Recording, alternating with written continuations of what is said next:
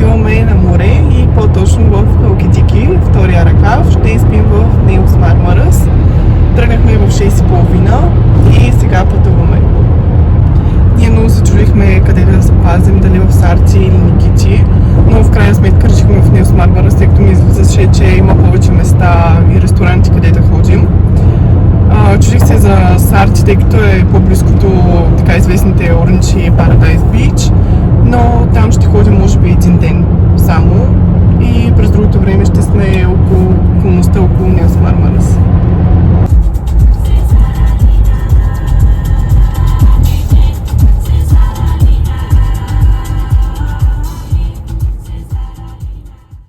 Вече официално сме на гръцка територия. И тук що спряхме на първия тол пункт, за да купим машинката, която е за пропуските на бариерите. Не отнема много време, буквално за 5 минути става всичко и заредихме тази машинка за 20 евро, която ще ни стигне със сигурност и така няма да чакаме на опашките и ще спестиме доста време. Така че ви препоръчвам и вие да си вземете такава машинка.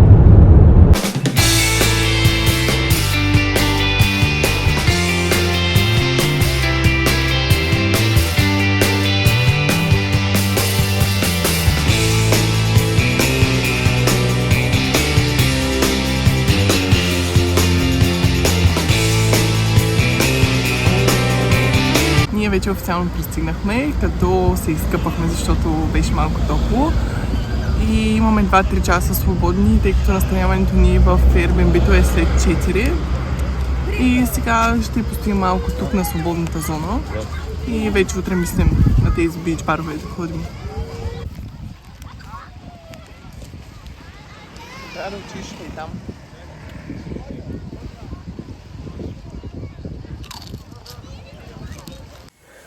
Вече се върнахме от плажа и сме в Airbnb-то. И следва да направим една разходка с вечеря, но преди това ще направя рум-тур. Започваме с банята, че е доста добре. Мивката много ми харесва и обледалцето. This is my outfit. Сега ще ви покажа и стаята.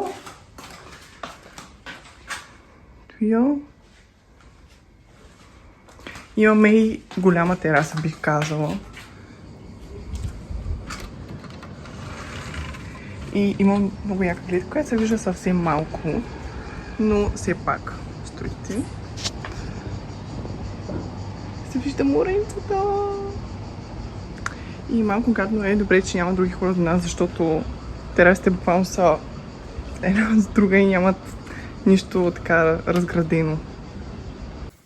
И малко уточнение за нашето Airbnb. За 4 нощувки 5 дена платихме 430 евро, мисля, че беше. Тук ще ви оставим някъде, как се казва самото Airbnb, като то не е просто един апартамент, а те се казва Вилна хаус и се водят няколко стаи са.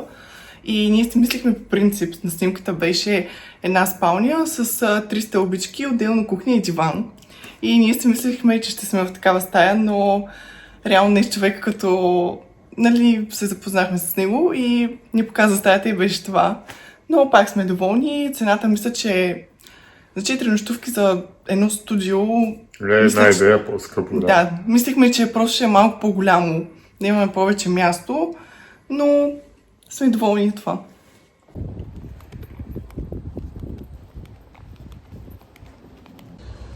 Мислим да седаме на този ресторант, ето там. И съм мисля, че два, като ние мислим да седнем на левия. Тъй като гледах в TikTok, мисля, че ми беше излезнал, че е много вкусна храната и с високи ревюта. И сега ще се разходим малко.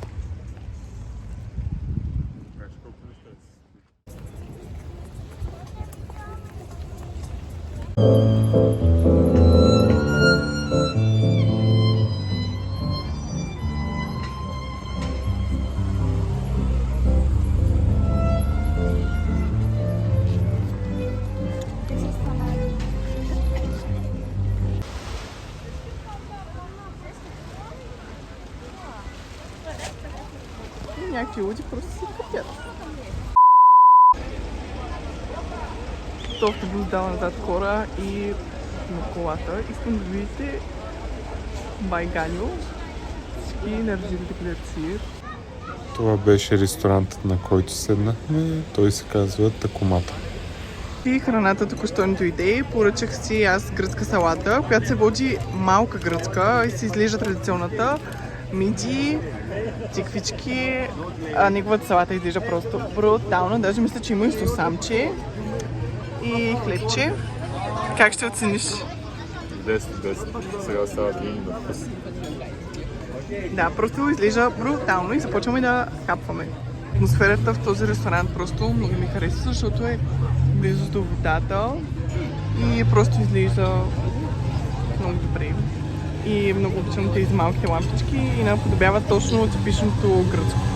Ние вече хапнахме. Как ще одобриш вечерята? 10. Аз съм на негово мнение. 10 беше вечерята. Много ми хареса. Типична гръцка, която беше уникална. Тук някъде ще ви оставя местоположението на ресторанчето. Много е такова готино. Ние вече станахме. И ни направиха нещо като комплимент, защото имаше лека обърквация в поръчката ни. Бяха забрали моята салата и след това момчето, което ни обслужваше, каза, че ще ни направи комплимента и ни донесаха по един десерт. Да, и като това в България никога няма да се случи. Без пари да ти донесат комплимент и 3 пъти се извини. Момчето, нали, че беше забравило, но то не знаем всъщност дали от на любостраната или от негова просто недоуточнение, но да, все пак беше много мил жест. И малко тъпо, поне на мен не стана, че точно като ставахме пуснаха музиката, но нищо, на това сме доволни. А сега отиваме към Airbnb-то, където ще се оправим и ще лягаме, защото след днешния 7 часов трип. Да, сме малко уморени. Да, не бяхме. Във всеки влог, всяка вечер, всеки ден, едно и също се повтаря. Умората се казва думата. Като пристигнахме, не бяхме толкова уморени, не се усещаше, може би така, че идваш на морето. Но сега вече малко се усеща. Тези стълби водят към Airbnb-то ни и Airbnb-то ни се намира тук. Влизаме в стаичката, сега ще ви покажем.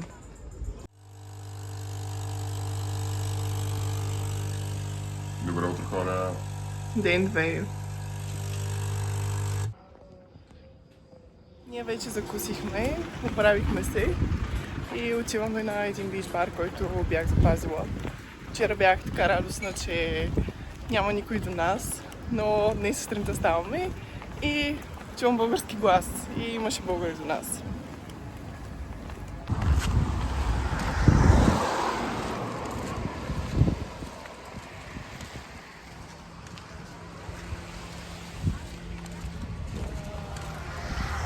Ние вече сме на бич бар Хавана, като консумацията е 15 евро на човек. Се учихме, тъй като беше доста добре. На едно друго, където ви казах по-рано, че мислим да ходим, отидахме до там, питахме и на първите редове беше по 30 или 40 евро на човек, а последните редове, където са доста далече от плажа, бяха по 15 евро, но тук сме буквално на третия линия. Се води, тъй като сме само двамата и не може да си оставаме нещата. Тъй като ако сме на по-задните редове, няма да имаме видимост. И мисля, че е доста добре. Поръчахме си 2 лимонадки и бубчето взе възглавничка, която ще ползваме. И за следващия ден мислим да се вземем, имаше един много готин пояс, който е за 2 човека, или него да се вземем, или такъв душек. И че така изглежда бич бара. Водата просто има уникален цвят. Водата колко е чиста.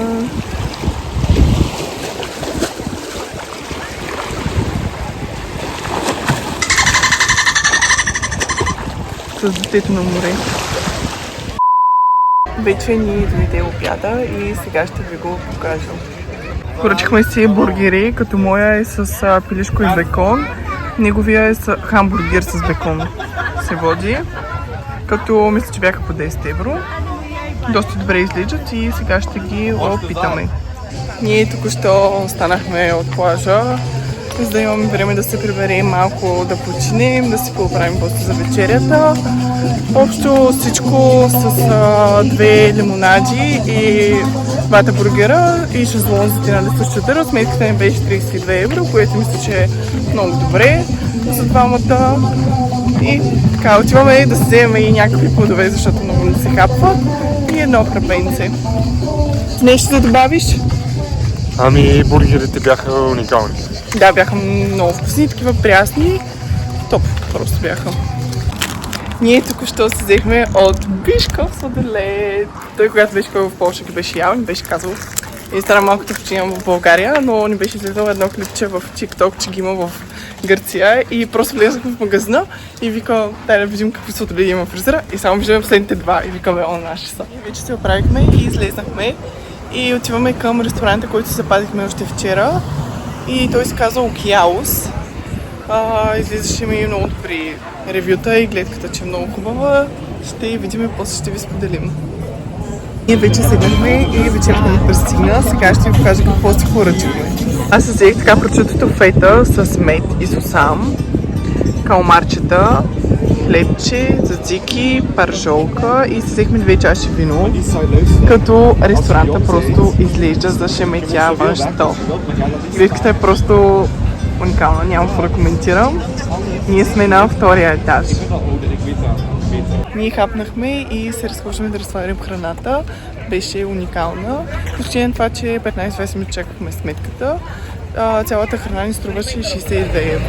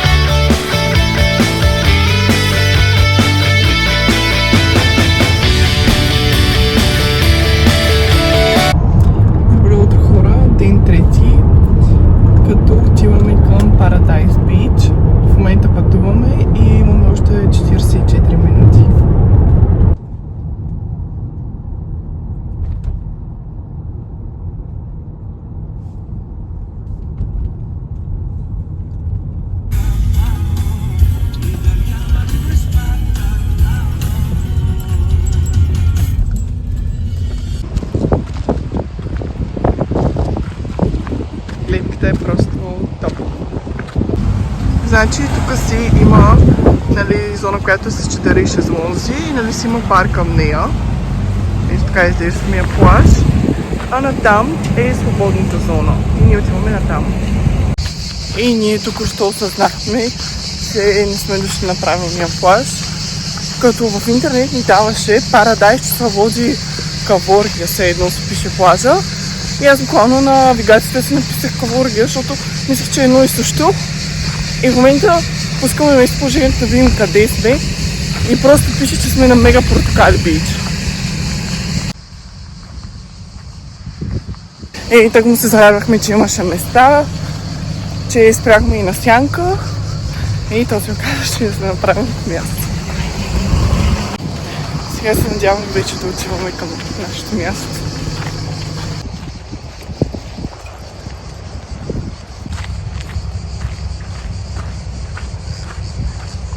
Изглежда доста диво. Чак забравих, че отивам в плаж. Мисля, че съм на поход в гората.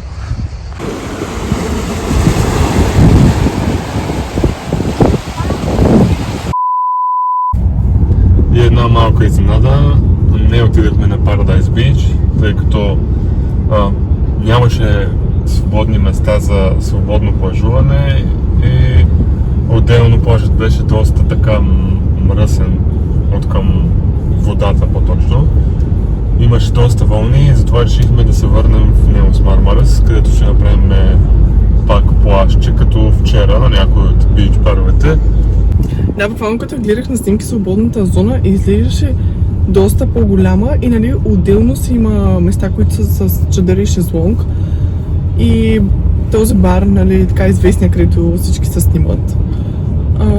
Нали, чадърите и шезлонгите са към него, но и те са доста ограничени. Самия плаж е много малък, аз си го представях с малко по-голяма ивица и доста големи вълни имаше. И след това по пътя решихме да спрем на един плаж, където имаше доста... То си е такова направено с каравани и кемпери, нали, хората там, да, къмпинг си ходят. И просто отидахме, защото там пише, че има доста хубав плаж. Отидахме, буквално хората влизат 2 метра навътре и догоре имаше огромни вълни и просто нямаше как да влезем вътре, защото мен малко ме е страх, имаше бе така. Гледаше доста, в смисъл, плажа беше окей, изглеждаше добре, но самата вода много вълни, просто високи и бурно и вятър имаше. И може би от другата страна, която е на самия ръкав, там плажовете са малко по-диви, с повече вълни и повече вятър може би има, докато сега, тук като минаваме, плажовете са си като на Неос Мармара, такива спокойни, идеално за плуване. И не че се оплакваме, просто доста си изгубихме времето, тъй като в момента е 12 часа. Излезахме в после. Да, и просто само стоим в колата и пътуваме и спряхме, където ви казваме този къмпинг, си мислих, че ще е нещо хубаво. И там вървяхме през едни гори и направо забрахме, че отиваме на плаж и в момента вече пристигнахме в Неос Мармара, си отиваме на нашето местенце. Може и да не е на същото да сядаме, на някой от бич баровете до него, тъй като всичките са готини. И тук просто всичко е с баири. Да, на камерата може би не се вижда толкова, но е доста стръмничко. Ние вече седнахме на един бич бар, който се казва Анна Мария. Поръчах си мохито, Любо си поръча лимонада с лимон май, мисля, че. Да. И ми дадоха един чипс, дарък от заведението. Ето така изглежда. Ето го и бич бара. Доста добре, взеха ни 10 евро за чадър и шезлонг. Като не се изисква консумация. Отделно се поръчаш от менюто, каквото искаш. Сега се раздуха лекичко. Плажа отново е супер. Що си взехме капанка, като си взехме 2 фокачи. Моята е с моцарела и домати пейсто. Неговата е с пилешко и гъби. Сега ще ги пробваме. Как се чувстваш? Добре.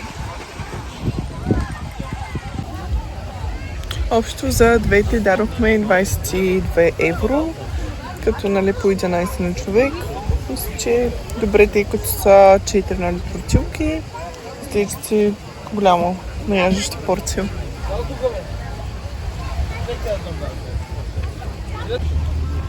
Топ! Ние току-що се върнахме от магазина, като тази вечер ще сме на Homemade вечеря. И след малко ще гледаме мача на Ботев. Взехме си една тарама, салата с доматки любимата и гледката към малката гледка към морето.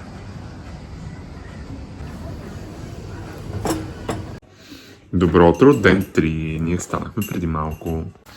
Преди малко станахме, пихме кафе, направихме закуска и разгледахме плажовете, на които мислихме да ходим.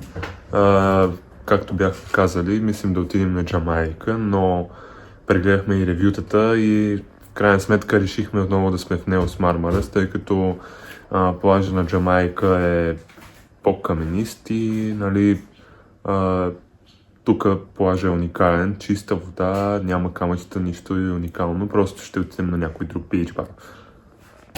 Ние сме пак на място вчера, тъй като станахме много доволни и много ни хареса. Сега ще ви покажа какво взехме за хапване. Взехме салата цедър, която изглежда доста голяма и доста добре. Сега ще я пробваме да видим как е.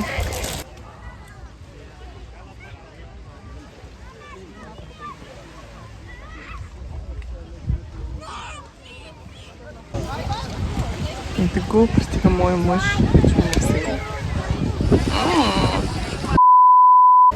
Как ще оцениш сладкото.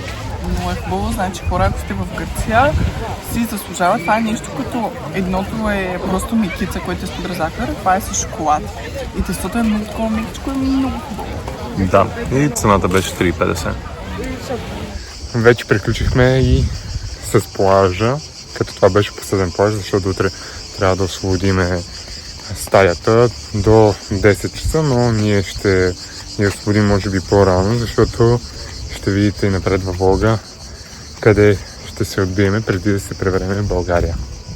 Салатата беше много хубава, беше така много прясна, много ми хареса. Всичко беше 10 от 10.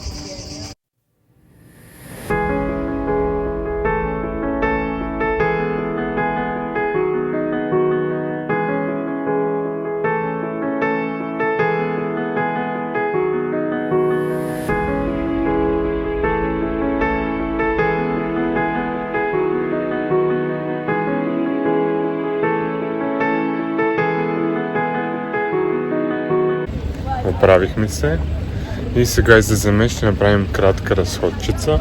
След това ще хапнем може би някой гирус, евентуално около, нали сме гладни. И след това сме запазили място за един коктейл бар.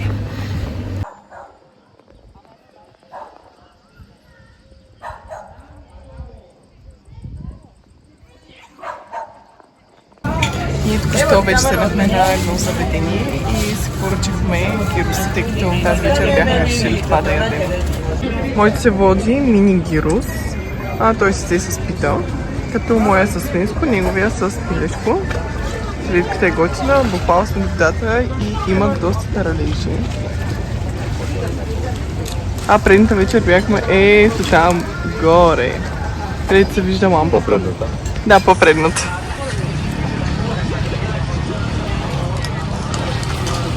И след като хапнахме гирусите, се разгледахме по магазините за мини подаръчета.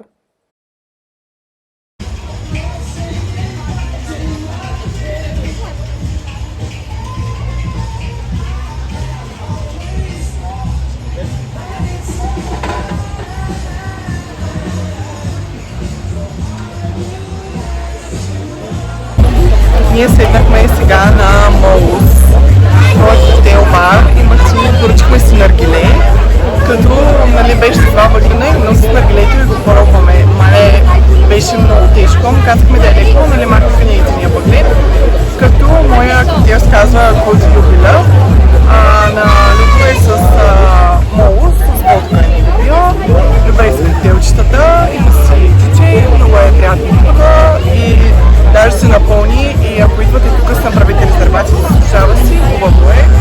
Като цената на един коктейл беше 14, на другия също. Наргилето 30 евро с един вкус, 40 евро с 2 вкуса и 60 евро, мисля, че беше с 3 вкуса или повече, ако искаш някакъв вкус. Добро утро и нашата почивка в Немс Мармарас приключи, като сега тръгваме за Солун. Там ще направим кратка разходка по крайбрежната, центъра, може би ще хапнем и после go home. Как се прекара Гуги? Много добре. Да, беше много хубаво, заслужава си, спокойничко е. То е по-такова курортче семейно. Не е много малко, но не е много голямо. Има си места къде да ходиш, да седнеш, да хапнеш. Плажът си е хубав, заслужава си. Хареса ни на двамата.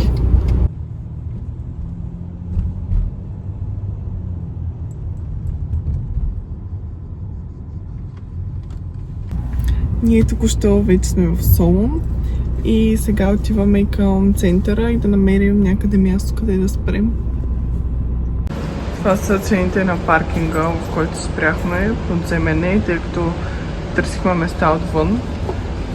Търсихме места отвън, такова имаше като синя зона, но пишеше, че заедно са места на жители и повече места не намерихме и затова спряхме в подземен паркинг.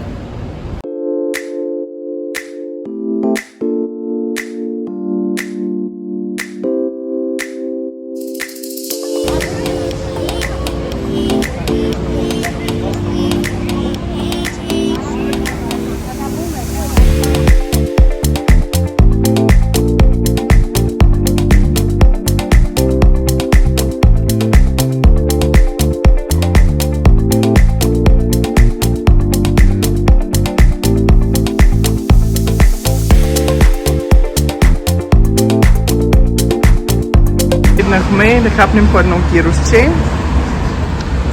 Ето това местенце. Изглежда доста по-голямо от вчера, сега ще го пробваме. Влизахме в един супермаркет да се вземем водичка за изпът и какво намерихме? Бишков сладолед, като имаше такива на кутии сандвич, на клечка и отделно имаше такъв, който е в кутийка нормален сладолед. Също така минахме и през магазина на New Balance, купихме си по едни чорапки и през... Любимата Сара си купих едни късигашички, нямаше толкова готини неща, имаше много пак на валите, нормално. Това е за сега, отиваме към колата и падем вече към пъгъл, защото тук беше доста топличко, нормално да е толкова топло, все пак е лято и... Моя мъж плаща паркинга. Нещо ни похареса цената. Колко получихме за паркинг? 200 евро. За 2 часа.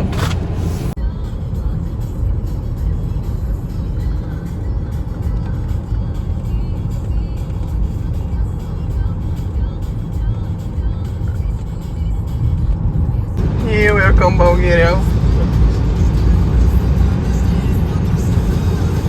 Спряхме да зарадим на бензиностанцията и си взехме, той се върпе, аз си взех латец с протеин. Вече сме на магистрала Тракия, наближаваме Пловдив, прибити сме от път. Иска почти 12 часа пътуване.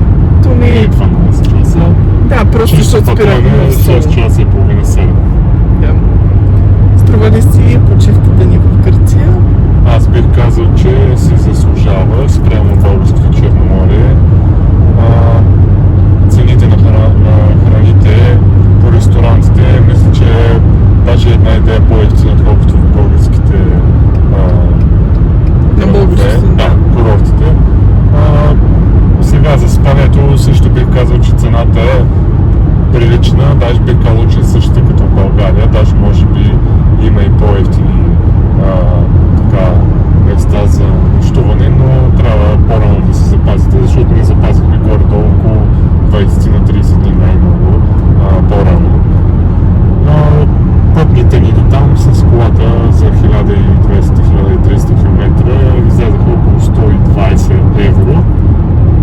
Нощувките бяха 420 евро и горе-долу още около 300 евро, даже мисля, че 250. Но айде слагаме ги 300 за храна. 320 бяха някъде За храна. Еми с бара, където ходихме и всичките тези неща. И горе-долу около 800-900 евро ни беше почивката. Излезна ни повече от бари, но тук бяхме на 5 дена. Единственото, което е, че е по-далечко и доста пътуване, но се заслужава. Водата е чиста, всичко си беше топ. И с това приключва нашия влог. Ще ви оставим линк за Airbnb в описанието. И ако този влог ви е харесал, абонирайте се, харесайте това. И скоро очаквайте нов, по-различен влог. И до скоро!